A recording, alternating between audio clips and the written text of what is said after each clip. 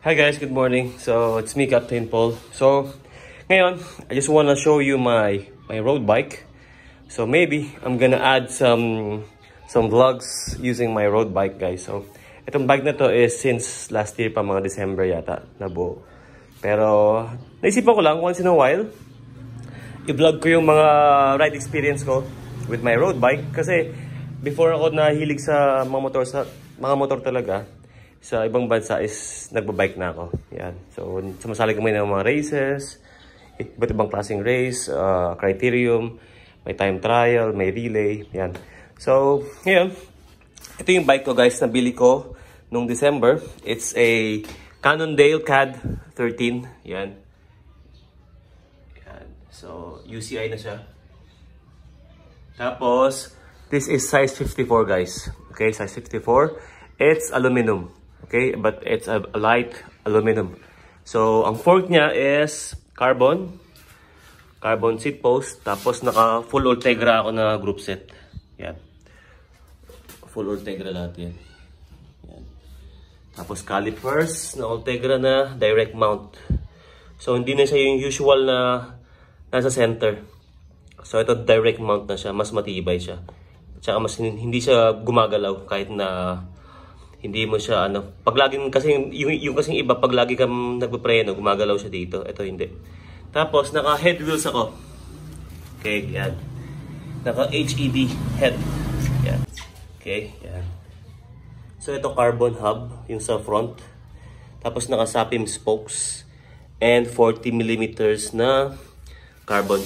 Yan. Dito sa likod, ayan. By the way, these are ceramic bearings already. Yan, tapos naka alloy rim brake. So, mas maganda to kasi mas makapit kaysa carbon. Tsaka hindi siya magadaling masira, mas maba yung buhay niya. Tapos yung cockpit setup ko, naka 130 ako na Pro Vibe S. Okay? Kasi yung size ko talaga is 56. So, since ang Cannondale is 54, hinabahan ko yung stem ko para makompensate yung size. At hindi magmukhang maliit sa akin yung bike. And then, naka-handlebar ako na Pro Vibe din. So, pareho yan, Pro. And then, Pro din na saddle. Ito saddle, pwede to lagyan ng GoPro dito. Meron siyang mount, ayun na. Yan. So, yun guys. Tapos, between na speedometer, na regular lang. Pero, meron siyang speed sensor, ayun, no? Hindi siya cable or yung magnet. Yan, between yan. So, you can see the speed, the time, your average speed, maximum speed. Yan, ganun lang.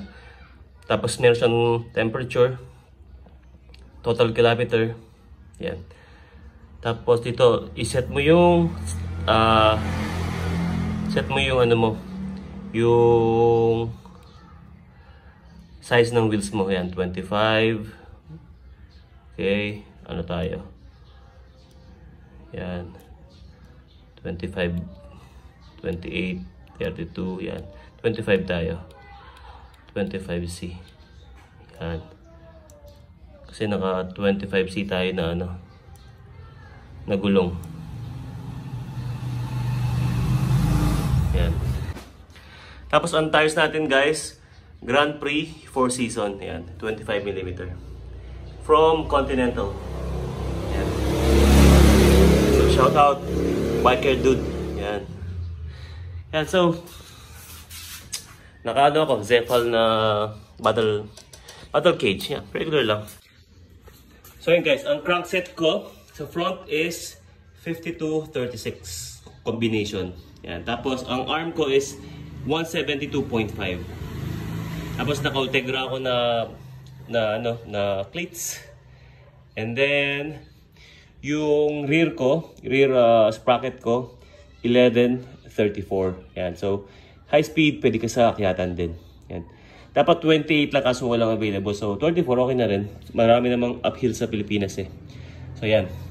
So ito yung latest na Ultegra. Yan. R8000 yata, if I'm not mistaken. Yes, ayan, size 54. Tapos UCI na siya guys. Yan. Sayang lang yung Canon din, hindi siya ganong kita. Dapat white sana. Mas maganda. Ayan o. So combination siya ng matte finish. Tapos may sticker siya dito na gloss na naka top coat yata. Yan. So, ayan guys. So mamaya I'm gonna do a bike ride. So matagal-tagal na rin walang ride. I think it's almost a month. Yan. Tapos nakasupakas ako na handle, bar tape. Yan, supakas. Yan, makapit naman sila. Okay naman. Pero siguro papalitan ko to ng ibang kulay. Maybe white. Yan, para medyo umangat ng konti. Yan. Yan. By the way, ang weight nito kanina, tinimbang ko siya, 15 pounds. So sa kilograms, it's around 6.8 kilograms. Yan. So, magana siya. Yung mga dating bikes ko sa abroad, I had Cervelo S5 na Aero. Yung medyo mabigat kasi Aero yung frame niya. Tapos naka Di2 ako na Ultegra. Di2 na Dura Ace. Yan, group set. Tapos yun, naka FSA na carbon crank.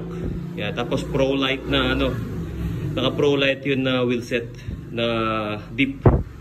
Para sa pang time trial. Tapos nagkaroon din ako ng Argon 18 na E116 pang time trial. May B-twin din, nakadalawang B-twin ako na road bikes. Yan. B-twin is a French brand from France. Alright guys, so it's Wednesday morning. So kahapon hindi ako nakapag-bike kasi umulan. So ngayon, it's a bit late, medyo maaraw na. And so, time check, it's 8 AM. Natin to. Yan. So, yeah. I'm wearing my cycling shoes, Shimano RP9. Cycling jersey. Yan. So, make sure guys, lagi kayong may proper gear. Okay? Jersey, helmet, very important. Tsaka yung sunglasses nyo. Tapos, you can wear gloves also. And kung gusto nyo ng arm covers yan. Pag mainit lang naman. Ako kasi meron akong tattoos kaya kino-cover ko sila. Alright, so ito na yung water ko. Ayoko ng sobrang laking water bottle eh. Gusto ko maliit lang. Kasi hindi naman ako ganong umiinom pagka nagbabike, yung sakto lang.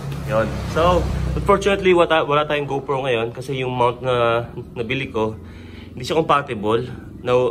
Gumagalaw yung GoPro. Hindi siya naigpitan ng todo. Alright guys, so ito na. Average lang tayo ng 25 to 27, 28. Ganun. Medyo lang practice eh. 1 month na ako lang ride, so ngayon lang ulit. Yan. So ito yung San Simon. And that's Mount Arayat on my right. So yan. So mahirap ang ulang practice. Time check, it's 9 AM. Sobrang init na.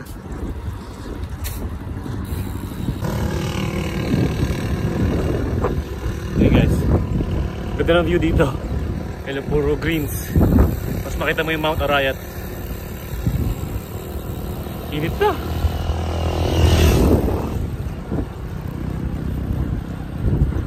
Narita ko ng gising eh.